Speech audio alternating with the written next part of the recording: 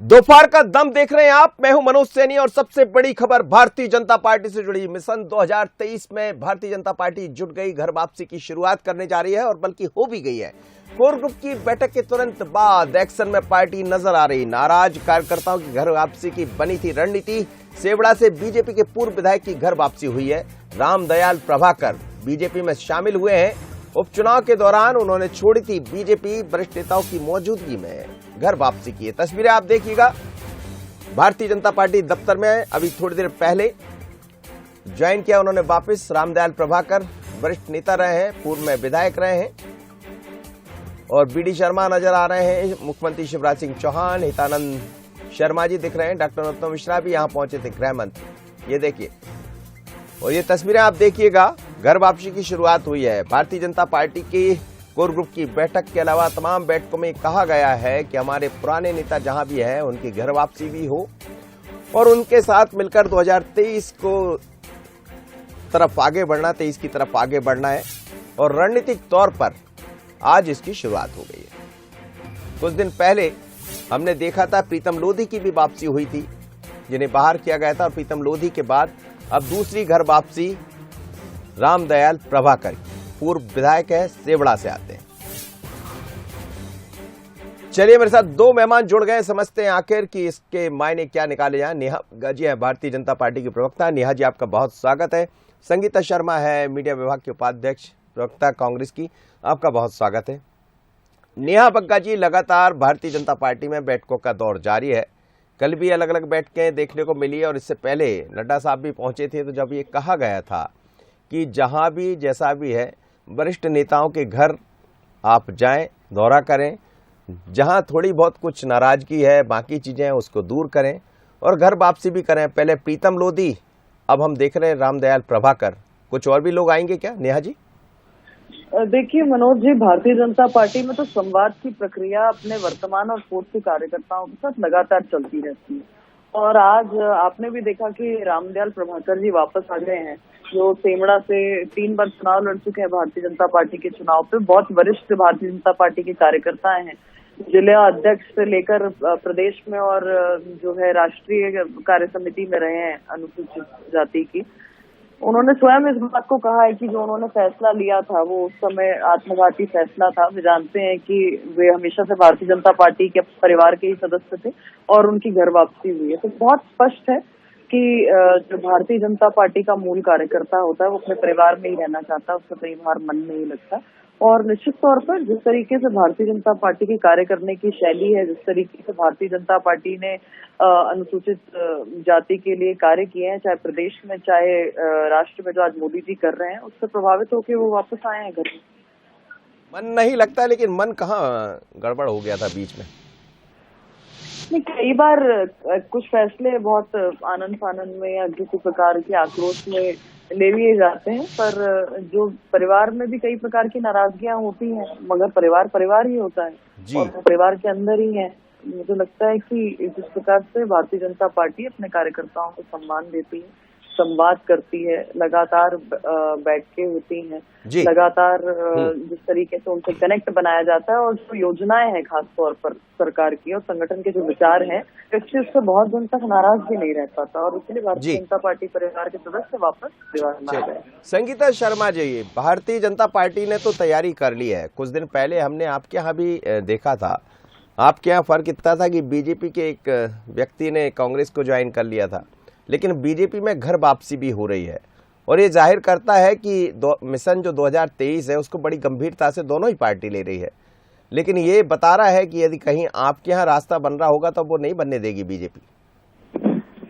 देखिए, बीजेपी को डर है कि 23 का चुनाव वो हारने वाले हैं और 7-7 नेता बैठे हुए हैं मुख्यमंत्री कुर्सी के लिए कोट पैंट से लाकर।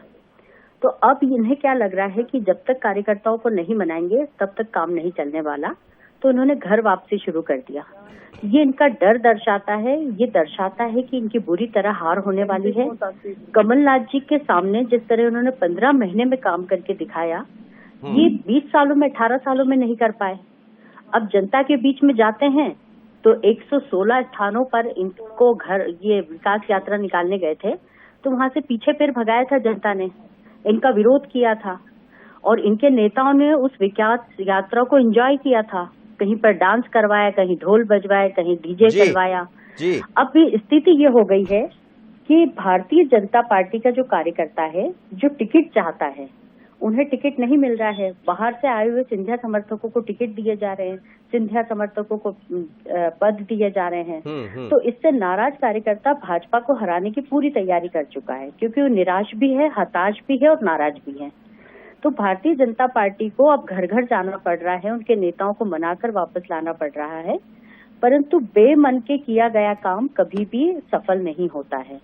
तो भाजपा को और संघ ने जो इनकी रिपोर्ट पेश की है, उससे इनको समझ में आ गया है कि हम 100 से भी ज्यादा सीटें नहीं लाने वाले हैं, 100 के अंदर ही सिमटने वाले हैं। चलिए, उनकी रिपोर्ट आपके पास आ गई संगीता जी, तरह की बीमारियों उनकी रिपोर्ट आपके पास आ गई संगीता जी।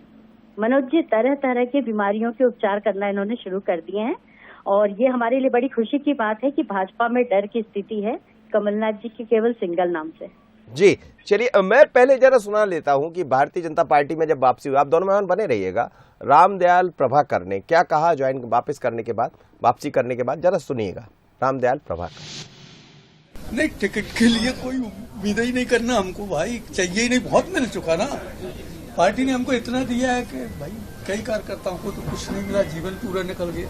हमें तो बहुत कुछ मिला, 3 बार टिकट दिया, बिना शर्त वापसी की आपने। 2 बार एमएलए बने। नहीं, शर्त तो कोई सवाल ही नहीं। शर्त 18 में निर्दलीय लड़ गए ना, भाजपा में शर्त चलती है भैया। चलिए, वो कह रहे हैं कि पार्टी ने इतना दिया है कि मुझे टिकट की जरूरत नहीं है। जब उनसे पूछा गया कि टिकट के लिए घर वापसी कर लिया, तो उन्होंने कहा टिकट की जरूरत नहीं है, पार्टी ने बहुत दिया। अब ये समझ में नहीं आया कि जब इतना दिया था तो फिर क्यों बहुजन अघाड़ी पार्टी के साथ 2018 में आप चले गए। जी नेहा बग्गा जी, ये आप बता दीजिए, और संगीता जी कुछ कह रही थी, उसका जवाब भी दे दीजिए। देखिए, संगीता जी बता रही थी कि कितना काम कमलनाथ जी ने किया और कांग्रेस पार्टी का क्या होगा और भारतीय जनता पार्टी का क्या होगा। तो मनोज जी, एक बात ये है कि कांग्रेस पार्टी के कमलनाथ जी ने इतना ऐतिहासिक काम किया कि कांग्रेस इतिहास बनकर रह गई है। और जिस तरीके से दिग्विजय सिंह निकले हैं 60 सीटों को चिन्हित करके, तो ये तो आप मान लीजिए कि 60 इन्होंने पहले ही माइनस कर दिया है। वो माइनस दिग्विजय सिंह तो स्वयं कहते हैं, क्योंकि वो तो स्वयं कहते हैं ना, मैं जहाँ जाता हूँ वहाँ वोट कट जाते हैं। आज भारतीय जनता पार्टी की जो विचारधारा है और जो योजनाएं हैं सरकार की, वो जन जन तक पहुंच रही है। अभी विकास यात्रा की बात कर रही थी, मैं तो धन्यवाद दूंगी इनको कि इन्होंने स्वीकार किया कि भारतीय जनता पार्टी अपने विकास के कार्यों को लेकर जनता के बीच में गई है और जनता में अपार उत्साह दिखा। आज आप देख रहे हैं कि 1 करोड़ से अधिक पंजीयन तो लाडली बहना योजना के तहत हो गए हैं। पूरे प्रदेश भर की जो बहनें हैं अपने लाडले भाई को आशीर्वाद दे रही हैं कि उन्होंने उनको आर्थिक सशक्त करने के लिए इतना बड़ा एक कदम उठाया है। और कांग्रेस पार्टी ने क्या किया? कांग्रेस पार्टी जब सत्ता में रहती तब जनता के बीच में नहीं रह जाती, जब पक्ष में रहती है तब किसी ब्लूप्रिंट को लेकर नहीं जाती है। कांग्रेस सिर्फ सोच रही है कि चीका फूटेगा किसी के बाद से और इनके कुछ आएगा। तो मुझे लगता है कि कांग्रेस पार्टी के जो हसीन सपने हैं स्वयं इनके जो नेता हैं वो समय समय पर बताते रहे। अब इतनी दयनीय स्थिति हो गई है मनोज जी कि इनके नेता प्रतिपक्ष, इतने वरिष्ठ नेता, कई बार के विधायक कहते हैं कि पुतला फूक गया है, पार्टी में सम्मान नहीं मिलता था, अब मिलने लग जाएगा। तो इस कदर ये डिग्रेडेड है, जी जी कदर ये पुरानी नेहा जी, लेकिन एक सवाल का जवाब दीजिए। अब थोड़ा सा बदला सा भारतीय जनता पार्टी में भी चीजें नजर आ रही है। तमाम सीनियर लीडर प्रभात झा साहब भी नजर आ रहे हैं, कृष्ण मुरारी मोघे भी बैठकों में पहुंच रहे हैं और फिर घर वापसी भी हो रही। तो क्या हल्की फुल्की चिंता है बीजेपी के भीतर? देखिए, तो सदैव से भारतीय जनता पार्टी में होता रहा है और जब से भारतीय जनता पार्टी का निर्माण हुआ है उस दिन से प्रक्रिया यही है। जितने वरिष्ठ लोग हैं, जितने वर्तमान में जो लोग जहाँ स्थापित हैं, जो मूल कार्यकर्ता हैं भारतीय जनता पार्टी के, विभिन्न स्तर पे संगठनात्मक बैठक होती रहती है। और ये कोई आज चुनाव को देखकर तो हो नहीं रही, लगातार इस प्रकार की बैठकें होती है, लगातार नीति बनती है, लगातार हम काम करते हैं। आकांक्षी विधानसभा भारतीय जनता पार्टी ने कब से चिन्हित करके रखी हुई है जी। तो भारतीय जनता पार्टी का एक ही ध्येय है कि हम डेवलपमेंट के एजेंडे को लेकर जनता के बीच में जाएंगे और कांग्रेस का एक ही एजेंडा है कि वो भाजपा को लेकर जाएगी। तो मैं तो शुभकामनाएं देती हूँ संगीता जी। संगीता जी जवाब दीजिए। देखिए, किस डेवलपमेंट की बात कर रही हूँ, उस डेवलपमेंट की जहाँ कारम डैम 1 साल के अंदर गिर जाता है, करोड़ों रुपया खर्च किया जाता है। ये किस डेवलपमेंट की बात कर रही हैं कि हर योजना में गबन, घोटाला और भ्रष्टाचार है। और जब ये पूरे साल जनता के बीच में रहते हैं शिवराज जी, तो क्यों प्रदेश का युवा बेरोजगार है, क्यों महिलाएं असुरक्षित है, क्यों महंगाई बढ़ रही है, क्यों हर जगह गबन घोटाले हो रहे हैं। तो ये इस तरीके की बात करके ये खुद को शर्मिंदा करते हैं। 15 महीनों की सरकार का हिसाब इन्होंने मांगा, कमलनाथ जी ने हिसाब दे दिया। ये 18 सालों की सरकार का हिसाब क्यों नहीं दे रहे? कहाँ गया करोड़ों रुपया? इतना कर्ज ले लेकर सरकार चला रहे हो, वो पैसा कहाँ जा रहा है?